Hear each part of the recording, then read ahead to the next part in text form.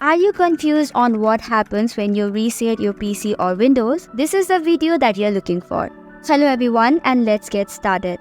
Discussing about resetting your PC, reinstalling the operating system can restore your system to its original configuration and also help you to fix many software issues. The software problems could include slow system performance or malware infection.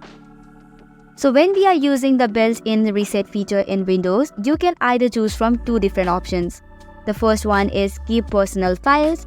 With this option, you can reinstall Windows while preserving your personal files and documents. The second option is remove everything. This option will completely delete all the files, application and settings before reinstalling Windows. To reset, you have to tap on the search button and then type in reset this PC and hit enter.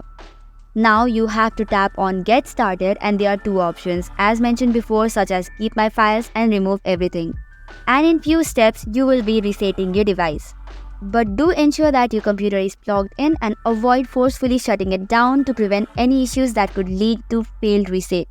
So this was it for today. For more such contents, do not forget to hit the like and subscribe button.